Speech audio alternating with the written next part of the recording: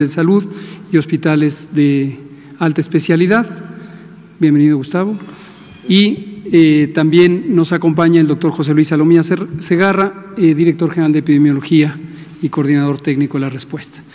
Hoy nos vamos a enfocar a dos cosas: el informe técnico diario, y después vamos a enfatizar el mensaje que dimos en la mañana sobre el momento de oportunidad que nos lleva a entrar a la fase 2 con una anticipación de aproximadamente 15 días con las medidas de mitigación de transmisión comunitaria, y vamos a mostrarlo gráficamente en comparación con otros países, y también vamos a recordar cuáles son las medidas de sana distancia. Le pido al doctor Alomía si nos conduce. Muchas gracias, subsecretario. Bien, como ya es costumbre, actualizaríamos el panorama internacional. En la primera diapositiva precisamente podemos ver la actualización para el día de hoy, en donde, bueno, en todo el mundo se reportan ya un poco más de 372,000 casos. Igualmente, poner la especificación que de ese total de casos, el 70% es el que ha ocurrido en los últimos 14 días, es decir, son 259,000 personas las que sí están dentro de este periodo de 14 días y por lo tanto podrían todavía considerarse como casos activos de la enfermedad. La diferencia, que es un poco más de 120,000 personas, estarían ya detrás de ese periodo de 14 días, por lo tanto ya no podrían considerarse como casos activos. La letalidad mundial se ha mantenido prácticamente la última semana en un valor similar o cercano al 4.4%. Si vemos la tabla de su izquierda, podemos ver la transmisión de las últimas 24 horas, es decir, cómo se ha incrementado la carga de enfermedad, es decir, la cantidad de casos confirmados en las diferentes regiones. Nuevamente Europa, en relación a los porcentajes de ayer, si los recuerdan, nuevamente Europa vuelve a tomar la delantera, digamos, en las últimas 24 horas, ya que concentra el 60.5% de los casos confirmados en las últimas 24 horas, y la región de las Américas continúa estando en segundo lugar, ahora con un 31%, que igual son cifras que se incrementaron de la semana pasada, en que andaban rondando siempre los 15, el 17% en las últimas 24 horas. Ahora vemos cómo las Américas también se suma a esta transmisión más reciente, ¿no? Y otras regiones del mundo pues prácticamente concentran la minoría, menos del 3% de los casos que se han confirmado en las últimas 24 horas.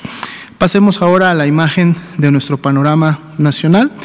El día de hoy actualizamos a 405 casos confirmados. Pueden ustedes notar en el mapa de distribución el color más oscuro, lógicamente representa, en base a la escala que ustedes ven ahí, representan la mayor carga de enfermedad por estado. En este caso se destacan rápidamente Nuevo León, Jalisco, el Estado de México, la Ciudad de México y algunos estados de la península. Tlaxcala lo pueden ver en color blanco. Esto significa que Tlaxcala no tiene ningún caso confirmado, ¿sí? Por eso está de ese color. Sí tiene casos sospechosos, de hecho tiene 18 sospechosos en donde podrían en las siguientes 24 horas salir un caso confirmado, pero digamos que es el único estado que en este momento no tiene casos confirmados. Así también hay 1,219 casos que están en calidad de sospechosos, que en su momento o en el siguiente corte podríamos tener más casos confirmados para México. La distribución de sexo no ha cambiado mucho, prácticamente las 2/3 partes las siguen concentrando el sexo masculino, así también como la distribución de cómo demandaron atención médica y en qué estado fueron recibidos. Continuamos con ese 10% que requirió algún tipo de atención en un segundo nivel, es decir, que requirió ingresar. No necesariamente todos se quedaron hospitalizados, pero seguimos por lo mismo con un 90% de personas que su atención fue de tipo ambulatoria y que su evolución, porque el estatus de los casos positivos que vemos en la parte inferior izquierda tiene que ver con la evolución o cuál es el estado de los casos confirmados en las últimas 24 horas, es decir, independientemente de cómo llegaron, cómo siguen. Y vemos que el 88%, la gran mayoría de los casos, se ha mantenido en atención ambulatoria o después de que la recibieron se mantuvieron en sus domicilios, y vemos también ahí las proporciones de los casos que en su momento tuvieron sí algún tipo de hospitalización, pero por ejemplo el 7% de ellos es estable, es decir, la mayoría de estos casos que ingresaron sí a un segundo nivel lo hicieron en un estado clínico que se considera estable, es decir, no complicado, no grave, aunque tenemos lógicamente también proporciones de graves que representan el 2%. En la siguiente diapositiva, es una diapositiva también nueva, informativa, tiene que ver precisamente con el tema de las defunciones. En esta diapositiva vamos a estar en su momento actualizando este dato, y ustedes pueden encontrar, por ejemplo, el porcentaje de comorbilidades que tenían las personas que lamentablemente fallecieron: 60% obesidad, 60% diabetes, un 40% de hipertensión, así también como 20% la insuficiencia renal crónica y la enfermedad pulmonar obstructiva crónica, que aparece ahí con el nombre de EPOC.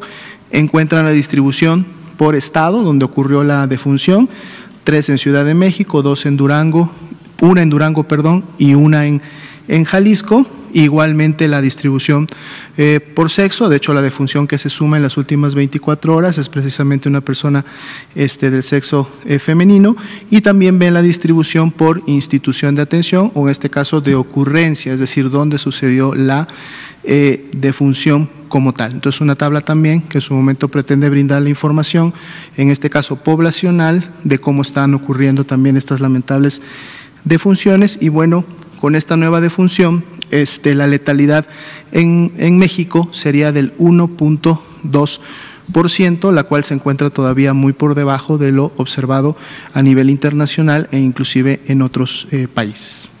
Señor subsecretario. Perfecto. Muchas gracias, doctora Lomía. A continuación, me voy a permitir ponerme de pie para explicarles, compartir con ustedes aquí presentes y allá a la ciudadanía mexicana este momento tan valioso de oportunidad que México pudo tomar por estar preparado desde el inicio de esta epidemia en China, en la primera semana de enero, y haber empezado tan tempranamente los trabajos de preparación. Los trabajos de preparación, como lo hemos relatado, implican múltiples áreas, desde el monitoreo, el alertamiento temprano, que fue el elemento que nos permitió activar toda la conjunción de esfuerzos, y también toda la fase de preparación en salud pública para considerar de manera amplia y sistemática todo el repertorio de intervenciones de prevención, de control, que están involucradas en el manejo y la disminución de riesgos de una enfermedad epidémica, infecciosa, emergente, como es COVID.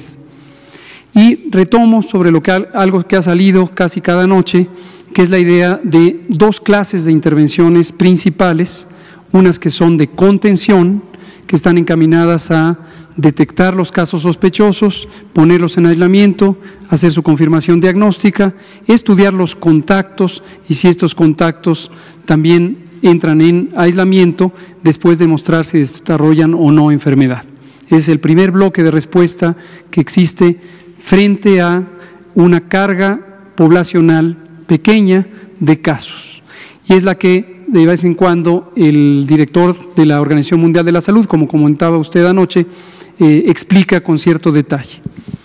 En un momento dado, como también hemos comentado, la cantidad de casos empieza a aumentar, dado que las medidas de contención no logran tener un control absoluto de la epidemia. Sería poco creíble pensar que uno puede contener en forma absoluta la epidemia, y por eso es que algunas medidas de contención que son visibles a la audiencia pública, son visibles a la ciudadanía, con la esperanza de que pudieran ser un mecanismo de control absoluto de la entrada de los virus a un territorio, realmente no tienen ningún sustento técnico. Hemos dicho abiertamente que medidas como el cierre de fronteras, el cierre de aeropuertos, la suspensión de operaciones de los puertos marítimos, puertos aéreos, puertos terrestres, no tiene en la historia de las epidemias una demostración de que sirva para eliminar por completo la posibilidad de que el virus ingrese. Y ni siquiera para enfermedades de transmisión rápida, sobre todo las que son por vía respiratoria, ni siquiera aspirar a retardar o reducir la probabilidad de que entren los virus. Y es por eso que existe el otro repertorio de intervenciones que se llaman de mitigación. Y mitigación quiere decir reducir, volver más lenta la transmisión del virus con 3 propósitos fundamentales. El primero es retrasar el momento cumbre de la epidemia, el momento en donde existe la mayor cantidad de casos por día. Segundo, que cuando llegue ese momento cumbre tengamos menos casos por día y que estos no rebasen la capacidad de atención, particularmente la atención hospitalaria. Y lo tercero, que el número absoluto de casos, el número final de casos en todas sus variantes, casos leves, casos moderados y casos graves, sea también en su conjunto menor. Estas intervenciones de mitigación, me gustaría volver a destacar, como lo hemos dicho en otras ocasiones, que no deben considerarse como de segundo nivel o de segunda capacidad respecto a la contención. De hecho, son mucho más efectivas. ¿Por qué razón? Porque son masivas. Ocurren simultáneamente en millones de personas, a diferencia de las acciones de contención que son caso por caso para detener o intentar detener cada cadena de transmisión. Ahora, el momento crítico de cuándo deben instrumentarse estas medidas ha sido algo que hemos mencionado una y otra vez. ¿Por qué razón? Porque nos parece completamente comprensible la angustia que puede causar o la ansiedad o el temor que puede causar en la población la idea de que las intervenciones no se impongan desde el primer caso. Pero hay una explicación técnica muy clara y muy identificable. Si uno impone las medidas de mitigación demasiado temprano, estas medidas tienen muy poca utilidad. ¿Por qué muy poca utilidad? Porque vamos a pensar, cuando viene el primer caso, tenemos en el caso de la población mexicana, más de 127 millones de habitantes. Cuando tenemos el primer caso, tendríamos que inhibir, restringir, limitar el movimiento de las personas para evitar la potencia de infección de un caso. ¿Cuál es esa potencia de infección? Técnicamente conocida como número básico de reproducción, son 2 a 3 casos. Entonces la consecuencia sería muy grande comparada con el beneficio. ¿Por qué razón? Porque las medidas de mitigación implican restringir la movilidad de las personas y eso lleva a suspender de manera masiva actividades sociales, actividades económicas y todas las actividades de la vida diaria en todas las personas involucradas, millones. Entonces, el rendimiento de prevenir 3 casos por la consecuencia de afectar la vida de millones, desde luego queda fuera de toda proporción. Sin embargo, conforme empiezan a aparecer los casos y existen contagios, llega un momento en que hay que tomar una decisión crucial, el momento exacto de iniciar estas medidas. Esto lo hemos dicho una y otra vez, insisto, porque a veces la preocupación pública, que siempre es muy legítima, está separada de lo que puede ser la realidad técnica del control de una epidemia. Y esto es lo que quiero mostrar de manera gráfica, con datos reales. Estos no son modelos matemáticos, estos son los datos reales de las curvas epidémicas de los casos acumulados en algunos países que en este momento, hoy 24 de marzo, están enfrentando los más grandes retos de control de la epidemia. España, Italia, Francia, Alemania, Estados Unidos y también está México, con quien vamos a comparar. Una curva epidémica, como hemos dicho, puede estar representada por el número de casos diarios o puede estar representada por el número de casos que se van sumando cada vez. Y es este tipo de representación la que se ve aquí. Aquí tenemos el 23 de enero de 2020 y tenemos ningún caso, y estos países en general entre la cuarta semana de febrero y la primera semana de de enero y la primera semana de febrero, es decir, aquí Estados Unidos tuvo su primer caso el 25 de enero, aquí, y los otros países en la primera semana de febrero. Y aquí estuvieron con una transmisión lenta. Un caso, no casos, ninguno, ninguno, un caso, ninguno, ninguno, un caso, dos casos, ninguno, tres casos, etc. Hasta que llegaron a un punto, y lo voy a ilustrar con la curva de Italia, en donde empezaron a tener un cambio más rápido, y cada vez más rápido, y cada vez más rápido, y cada vez más rápido en el número de casos que se van acumulando día por día, porque la cantidad de casos de cada día se fue multiplicando. Quiero hacer notar aquí la proporción, el tamaño. La escala máxima es 60,000 casos. Está ilustrado hasta allá arriba y son datos reales de lo que tiene Italia. Hasta ayer tenía un poco más de 59,000 casos. Ahí está la curva epidemiológica de Italia. Aquí está la de España y los demás países, y aquí está la de México, hasta el momento.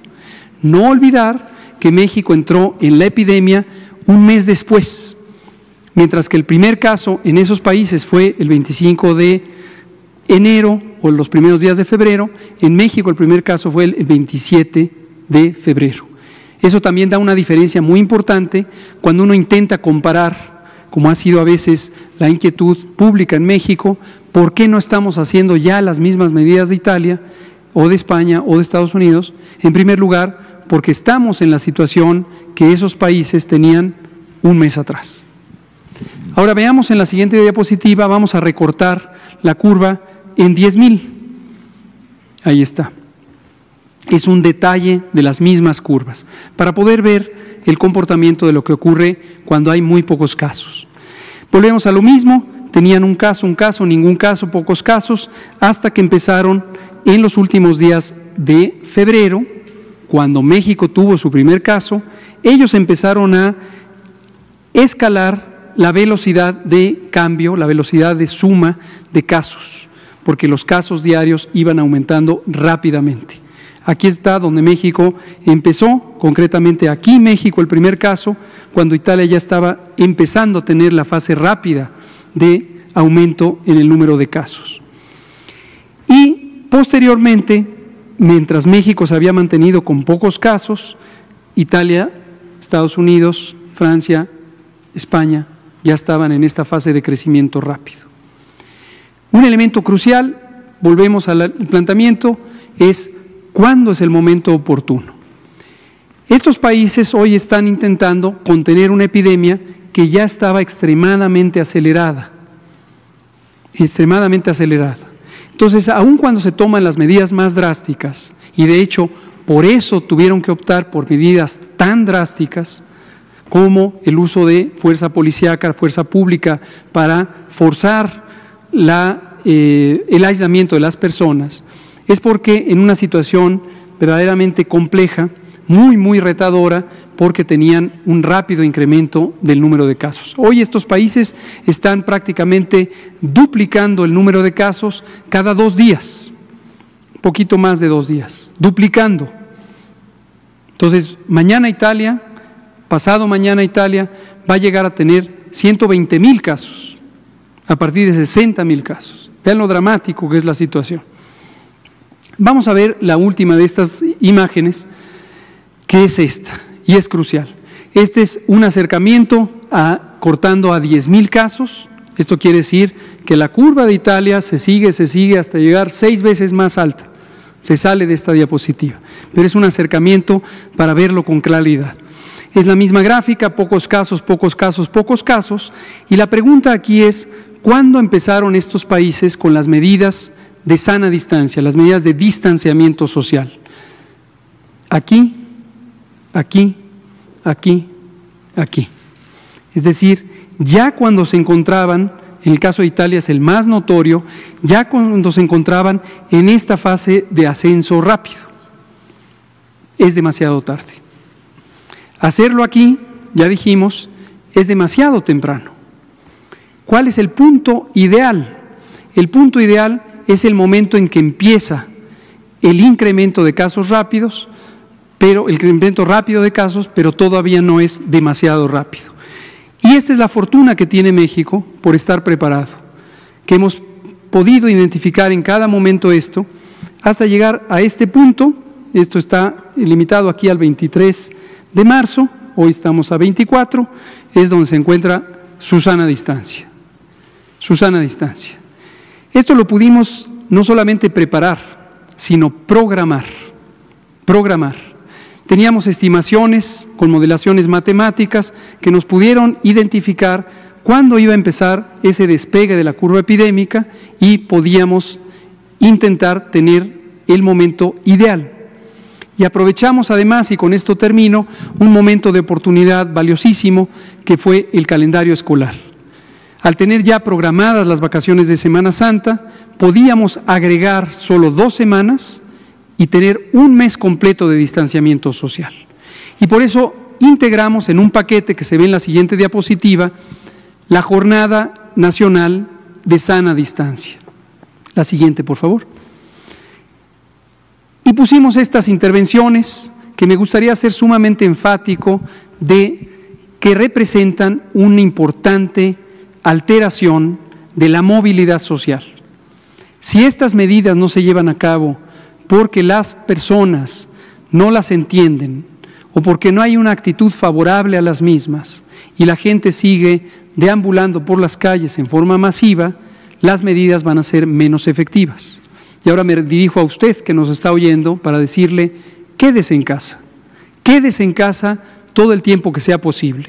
Desde luego si tiene actividades críticas que realizar, como conseguir los alimentos, como asistir a un familiar en necesidad, debe acudir, pero la mayor parte del tiempo quédese en casa. Si es algo que usted puede planear y puede evitar reunirse con otras personas, particularmente congregarse en un número grande, quédese en casa. Posponga los eventos públicos, cancele eventos públicos. Si usted es el que prepara algún evento público o una fiesta o un bautizo o alguna actividad en la que debe tener un gran número de personas, evítelo. ¿Por cuánto tiempo? Al menos por un mes, del 23 de marzo al 19 de abril.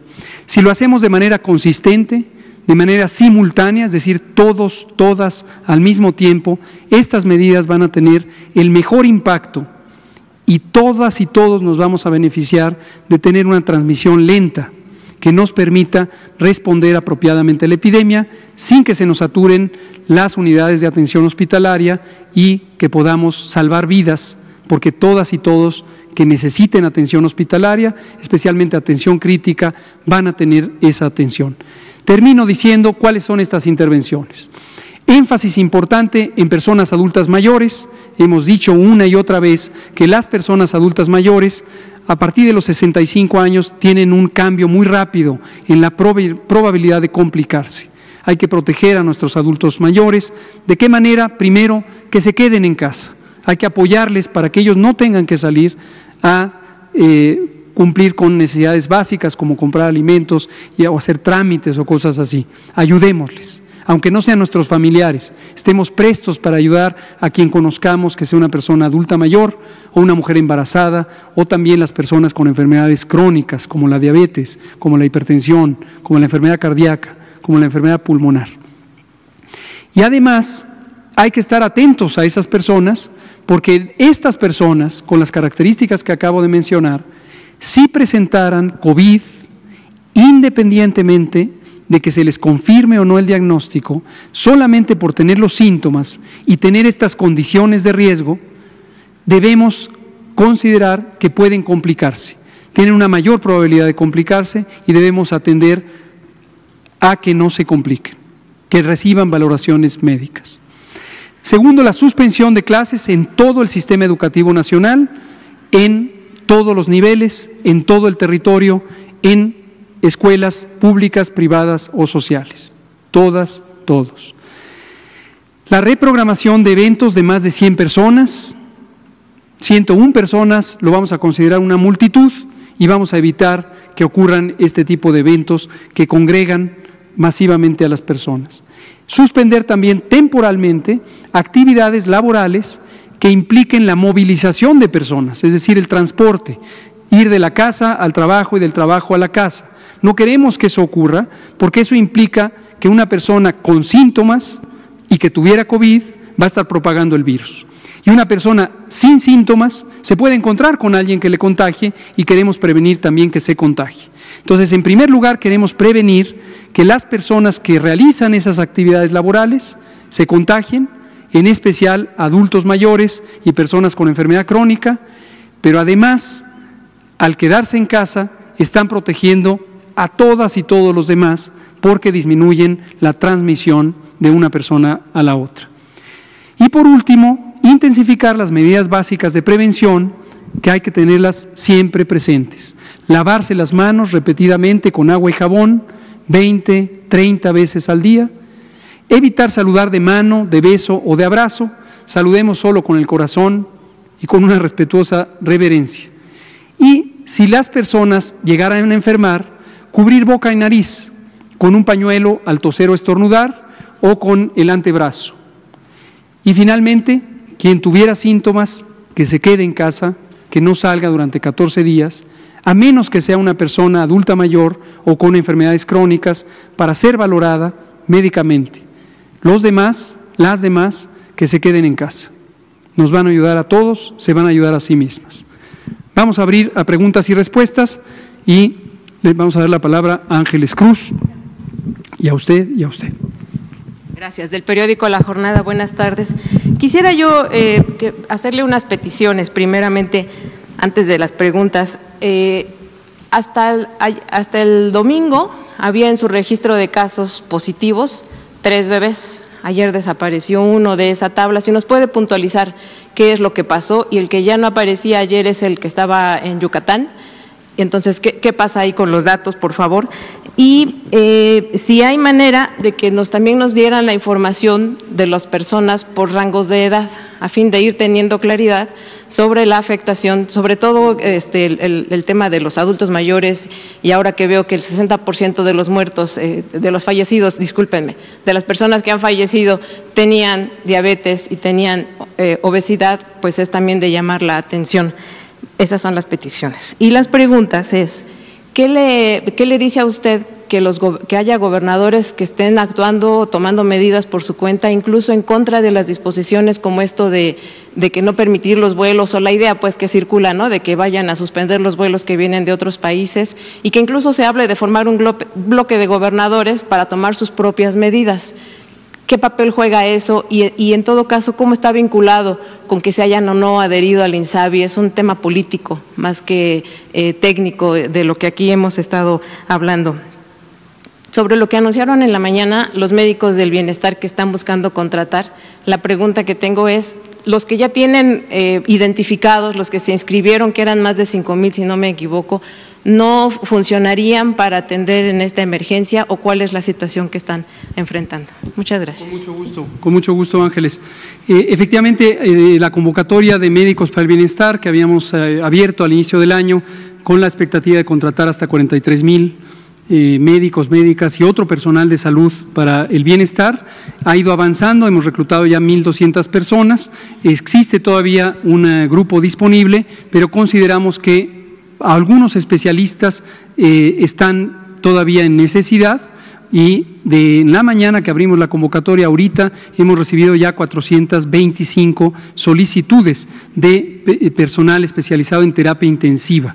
Así de exitosa fue la convocatoria, y por esto hemos decidido que vamos a actuar de manera muy acelerada, con el respaldo del presidente, del secretario de Hacienda, para poder hacer estas contrataciones de manera urgente para atender a COVID. Por ahora no hay un límite específico porque depende mucho de la capacidad existente en el país. Hay especialidades que son menos frecuentes en México porque se forma menos gente. Las peticiones, cuente con ello, vamos a hacer más, cada vez más detallado los bebés, ahorita le damos la palabra al doctor Alomía para que comente los bebés, pero el informe epidemiológico pidan, por favor, y con mucho gusto, igual ayer que pidió Mauricio la información del sistema de vigilancia Centinela, con mucho gusto, toda la información que pueda ser útil. Se llama Alejandro. Perdón, yo le vengo diciendo a Mauricio desde el 22 de enero, perdón pasada. Alejandro, con razón veía que cada vez me miraba más feo. Alejandro, disculpe. Y respecto a los gobernadores, yo no me concentraría tanto en la intención política, o les dejaría a ellos que opinen sobre sus propias intenciones políticas. Yo veo detrás de estas respuestas un gesto noble, un gesto de preocupación. Es responsabilidad de los gobernadores y de las dos gobernadoras tener una actitud de protección, es su obligación. Supongo que no solamente en términos administrativos, como autoridades sanitarias que son para sus estados, sino también como personas responsables. Entonces lo tomamos como un gesto positivo, a veces hay mayor proactividad, esa proactividad, si se canaliza positivamente, se aprovecha positivamente, y uno de los mejores ejemplos lo tenemos en la gobernadora o jefa de gobierno de la Ciudad de México, la doctora Sheinbaum, y también en el gobernador Alfredo del Mazo, que teniendo precisamente perspectivas políticas diversas, han podido converger y han podido estar trabajando con la Federación. No pierdo esperanza que los demás gobernadores que pudieran en un momento dado estar aparentemente distanciados, cuando hay un esfuerzo común, hay un esfuerzo que es de beneficio a todas y todos, vamos a poder entendernos. Le pido al doctor Alomía si habla de los bebés. Sí, con mucho gusto.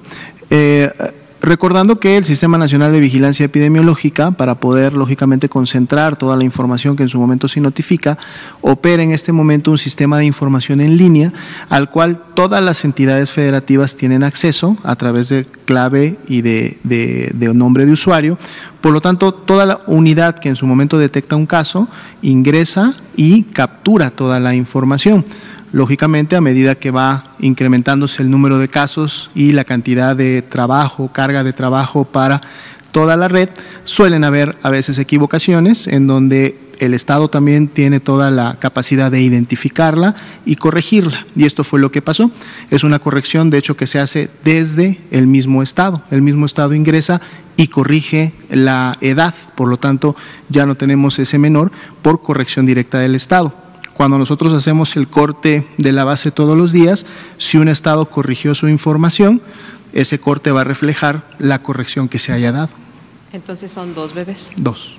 Sobre la transmisión comunitaria, por último y brevemente, hablan de 5 personas en las que no se ha identificado el origen. ¿Es posible saber en dónde están juntas o están de manera dispersa? Si eso también lo pudiéramos tener en el informe, nos ayudaría mucho para saber dónde hay que poner atención para frenar una transmisión. Bueno, lo preparamos, yo que mañana les damos ese detalle que me parece muy importante. Sí, podemos comentar que los 5 no están integrados, digamos, en un brote, es decir, no forman parte de una misma cadena de transmisión. Exacto, inclusive están en diferentes estados. ¿Pero no ha aumentado de ayer a hoy 5? Sí, aumentó en 2 casos más, ya tenemos 7. Si gustan también esta gráfica que preparábamos con los porcentajes, como la tuvimos el día de ayer, se la podemos estar también presentando. A lo mejor en este inicio, recordando que como lo hemos tenido en el caso, o lo tuvimos en casos importados o asociados a importación, lógicamente en el tiempo y en la medida que los casos se van incrementando, es mucho más difícil tener la precisión, pero ahorita que vamos iniciando este escenario 2, yo creo que podemos tener el dato. Sí, gracias, doctora Alomía. Por favor, usted y usted y usted y usted. Gracias, buenas tardes. Karina Aguilar, del diario 24 Horas. Preguntarle, de acuerdo, usted señalaba hace unos momentos que ya México pudo prepararse y programar, ¿no?, su etapa. En ese sentido, ¿las proyecciones de la Secretaría de Salud siguen siendo las mismas en materia de contagio, en materia de cuántas personas van a estar infectadas para junio, las cifras que usted había dado, o cambian? Y si me puede decir si cambian o no y en qué porcentaje. También preguntarle, en las gráficas que nos explicó se ve exponencialmente cómo creció en Europa, sobre todo en Italia, y en España, en Alemania. ¿El distanciamiento que están teniendo allá no está funcionando? También que se me pudiera contestar eso, por favor. ¿México o el gobierno federal ha contemplado en algún momento hacer pruebas o tiene contemplado en algún momento hacer estas pruebas rápidas como Corea del Sur? Gracias por las preguntas muy importantes. Contesto primero el tema de pruebas rápidas. Lo mismo pasó en la influenza hace 10 años. Las pruebas rápidas son dispositivos de sospecha diagnóstica que, como su nombre lo indica, se procesan rápidamente y se procesan prácticamente enfrente de la persona enferma, es decir, no necesitan un procesamiento de laboratorio. Pero por lo mismo son pruebas cuya calidad diagnóstica es limitada. Esto son 2 propiedades de las pruebas, se llaman técnicamente sensibilidad y especificidad, que son la capacidad de detectar correctamente un caso que es positivo o de detectar como descartado un caso que es negativo. Y estos 2 elementos son fundamentales para que la prueba sirva. Si la prueba, por ejemplo, tuviera estas probabilidades de detectar correctamente un caso positivo y un caso negativo en menores al 60 o al 50%, es casi equivalente a echar una moneda al aire y hacer un volado. Y estos son datos reales de muchas de las pruebas, por ejemplo, que se usan en el caso de influenza, y hasta donde tenemos conocimiento por la revisión sistemática que vamos haciendo todos los días de los productos que aparecen no solamente en México, sino en el mundo, no hay todavía una prueba rápida con suficiente utilidad para ser considerada en ya su operación real. Si en algún momento la hubiera, y obviamente se considerara necesario estar haciendo pruebas en forma generalizada, podría considerarse este tipo de aditamentos. La otra pregunta es sobre... Sí, como México está preparado, usted dice que México se prepara. México preparado. ¿Las proyecciones cambian en materia de infectados? ¿Cómo no? Aquí lo que tenemos son una situación que me gustaría también enfatizar una vez más, la duración de la epidemia. Hemos dicho, preparémonos para una epidemia larga. ¿Cuánto es larga? Tomemos como referencia la duración de la epidemia en China, que fue de 12 semanas. 6 semanas en que subió la cantidad de casos y 6 semanas en que empezó a bajar. Y ya tiene una transmisión mínima, pero que se ha mantenido por algunas semanas más. Esto, cuando ocurre así, podría considerarse la duración media de una enfermedad con estas características. Corresponde con nuestras modelaciones matemáticas. Pero si tenemos éxito con las medidas de mitigación comunitaria, vamos a hacer más lenta la transmisión, vamos a lograr lo que queremos, que es el número de casos diarios va a ser menor al que ocurriría si no hiciéramos nada, y entonces eso lleva a un efecto quizá no tan deseable, pero mucho menos peligroso que tener muchos casos los mismos días, que es administrar el riesgo. Vamos teniendo lentamente los casos, pero se prolonga la epidemia y muy probablemente podríamos estar llegando hasta septiembre u octubre con esta epidemia, con un pico máximo quizá en el mes de agosto. Ahora, me gustaría dar la oportunidad a que tanto el doctor Borja, que hoy nos acompaña por primera vez, como el doctor Reyes Terán, comentaran sobre el tema de preparación, en particular en la capacidad de respuesta hospitalaria. ¿Me pudiera dar sobre el porcentaje de casos infectados que se estarían dando en el pico de agosto? ¿Cómo no? Eso también es un elemento importante. Recuerden que lo poníamos en la tabla donde hablábamos de los escenarios. La cantidad de casos cambia de acuerdo a las medidas de mitigación. La esperanza es que van a ser menos casos, pero la distribución de casos leves, que es 80%, de casos que necesitan hospitalización, que es 15%, y de casos graves que necesitan terapia intensiva, es 5%, independientemente de las medidas de mitigación. Doctor, si nos pudiera comentar un poco de la preparación hospitalaria. Sí, gracias. Muy buenas tardes. En el IMSS también hemos tomado tiempo para prepararnos en los hospitales, en donde vamos a atender a los casos. Debemos estar preparados no solo para los casos críticos, en los que van a estar en terapia intensiva, sino el manejo de todos los casos sospechosos, de los casos ambulatorios leves y las medidas que les vamos a dar.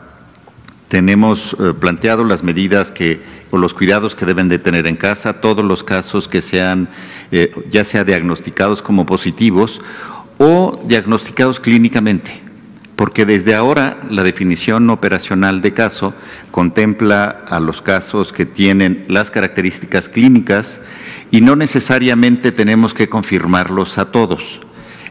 Los médicos tienen la capacidad para hacer el diagnóstico y la asociación epidemiológica será importante, y a estos les vamos a dar las indicaciones de cuidados en casa, de la manera como los familiares los deban de cuidar, el aislamiento domiciliario y las medidas que debe tener el cuidador también.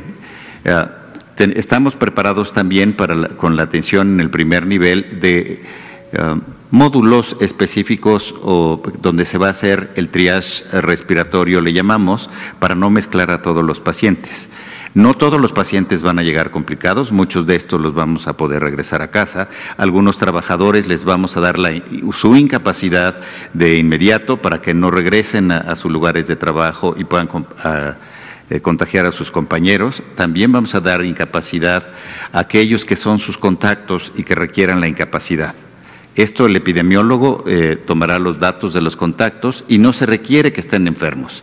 Se requiere que los contactos también estén en seguimiento y vamos a dar la incapacidad también a los contactos. Estamos preparando también 70 hospitales que serán lugares de referencia para el tratamiento de los casos y ya en la última fase donde tengamos que hacer una reconversión hospitalaria porque tengamos más casos críticos que requieran ser atendidos a la vez, porque no es lo mismo tener 1,000 casos en una semana que tener 1,000 casos a lo largo de 5 semanas. Estamos preparando un número de hospitales, aproximadamente 19 hospitales ahora, que pueden crecer un poco más porque estamos viendo inaugurar algunos hospitales nuevos y desde la inauguración convertirlos en hospitales COVID. Esos hospitales COVID serían inaugurados y destinados desde el inicio para atender la pandemia. De tal manera que esta reconversión nos dará la capacidad para atender un número grande de casos que se den a la vez. Pero finalmente vamos a estar atendiendo en todo el país. Lo que esperamos es que no se den el pico máximo en todas las ciudades. Si ustedes recuerdan, influenza tuvo los picos se fueron dando por regiones distintas. Al principio de la epidemia, ustedes recuerdan que Yucatán o todo el sur-sureste no tuvo casos, ellos tuvieron un pico posterior, en algunos estados del norte también entraron después que la Ciudad de México, y lo mismo creemos que pase aquí, de tal manera que eso nos puede permitir irnos preparando de manera diferencial por regiones, lo mismo que en los países como México, por fortuna, ha tenido tiempo para prepararse y las autoridades han podido ir vigilando cómo se comporta la epidemia para poder tomar las decisiones en el tiempo apropiado. También de la misma manera vamos a vigilar al país para que en las distintas regiones tomemos las medidas adecuadas. No necesitamos que todos los respiradores que vamos a tener funcionen al mismo tiempo. Y estos podrán ser movidos en los distintos hospitales y las distintas regiones. Por eso debemos confiar en el sistema de vigilancia que tendremos para todo el país. Muchas gracias, doctor. Borja, doctor Reisterán. Gracias. Buenas noches. Me voy a enfocar a la atención hospitalaria en la zona metropolitana. Sobre todo, bueno, que nosotros se ha predicho y se está observando donde las ciudades que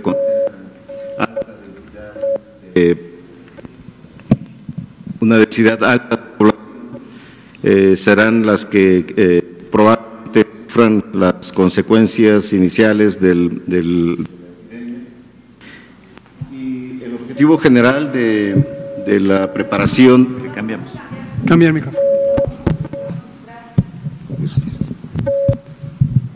Bien, el objetivo general, ¿me escuchan bien? Mejor, ahora.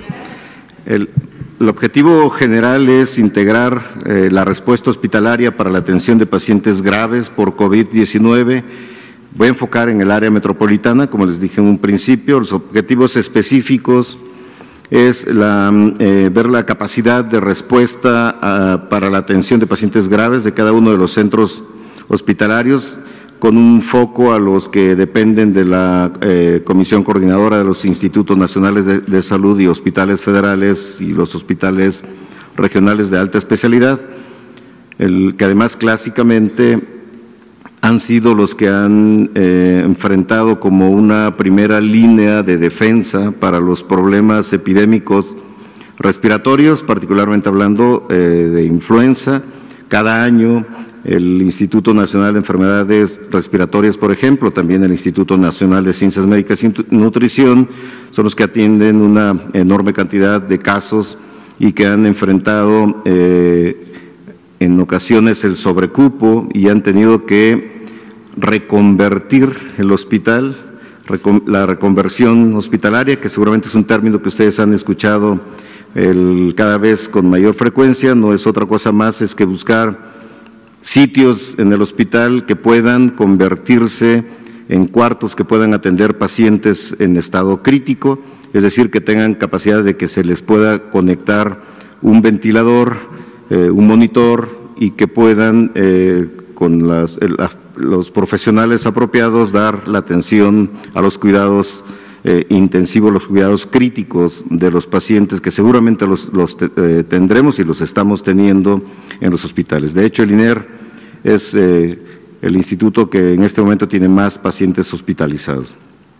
¿Cómo determinamos estas fases de la reconversión hospitalaria? Lo primero que se hizo desde hace algunas semanas fue ver la situación de las unidades de cuidados intensivos de los hospitales y, en segundo lugar, ver la capacidad de incrementar ese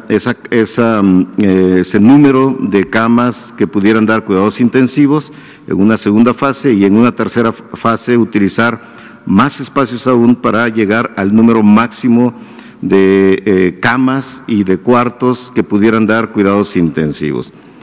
La estrategia inicial fue primero localizar los centros hospitalarios o institutos que llamamos los centros predominantemente COVID, y también distinguirlos de los centros que predominantemente o casi exclusivamente fueran no COVID, es decir, que no atendieran pacientes con COVID.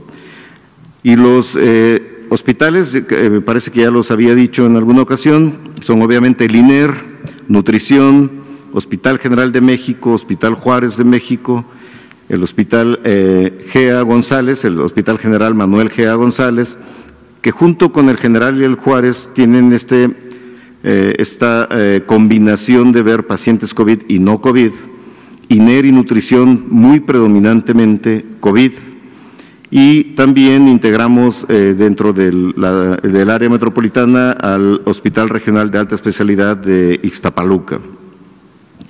Obviamente también consideramos los 3 hospitales del Estado de México que pudieran en algún momento incrementar ese número de cuartos para dar cuidados intensivos, y también 3 hospitales de Ciudad de México, el Hospital Enrique Cabrera, el Hospital de Tláhuac y el Hospital Belisario Domínguez, que se integraron también para que en la fase 2 o fase 3 se convirtieran en hospitales COVID. Con todo eso, el número total de camas se incrementa en la fase 1, de 117 camas de cuidados intensivos hasta 745, casi 800 camas en la fase 3, que en caso de ser necesario se utilizarían para los pacientes críticos. Esto es, en resumen, lo del Plan General para la Reconversión Hospitalaria. Muchas gracias, doctor Reyes Terán. Aquí aprovecho para señalar sobre los dos comentarios del doctor Reyes Terán y el doctor Borja. Es muy claro cómo la colaboración al interior del sector salud, tanto en las instituciones nacionales o federales como con los servicios estatales de salud, es fundamental para lograr el éxito de estas reconversiones. Aquí no se trata de hacer reconversión hospital por hospital, sino los hospitales en forma integral se consideran para estas atenciones prioritarias. Y regresando al tema de gobernadores que mencionaba Ángeles Cruz de la jornada, precisamente tenemos un caso muy exitoso en esta colaboración en la zona metropolitana, y por eso decidimos apoyar la propuesta de los dos gobernantes de la zona metropolitana de crear unidad de coordinación en la zona metropolitana.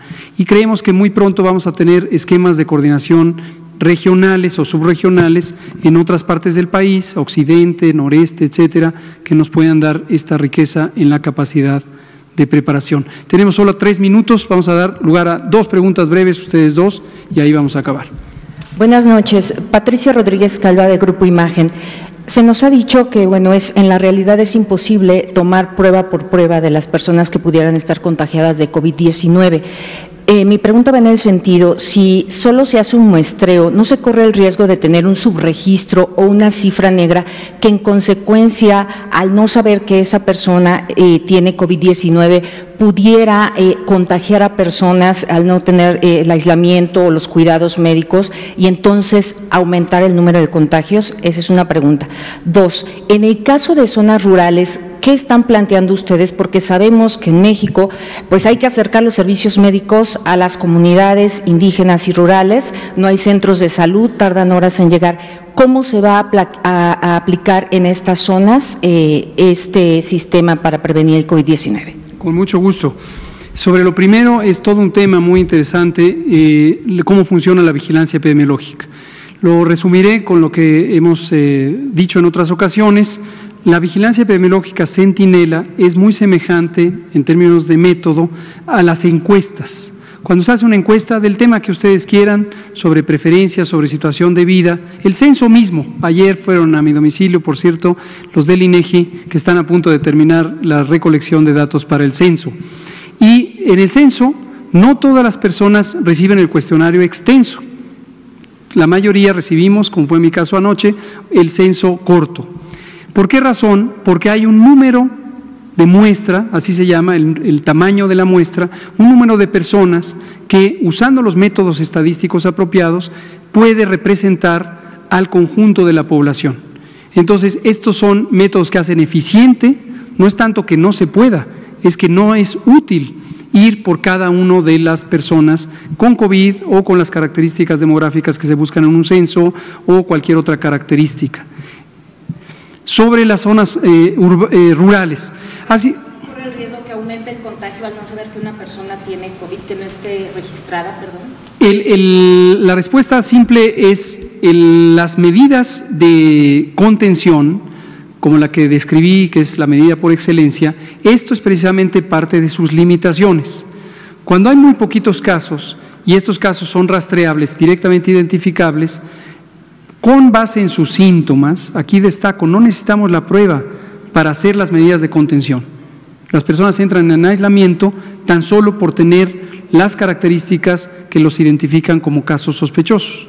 Entonces, estrictamente no se necesitaría la prueba, porque como dijo el doctor Borja, tanto para el manejo clínico como para la vigilancia se asume que tienen COVID. A partir de ahora, todas las personas con síntomas deben ser consideradas como COVID. Le paso la palabra al doctor Borja, epidemiólogo. A mí me gustaría recomendarles una manera, un indicador que no depende de la fracción de muestreo, si hacemos el 50%, al 100% o al 25%.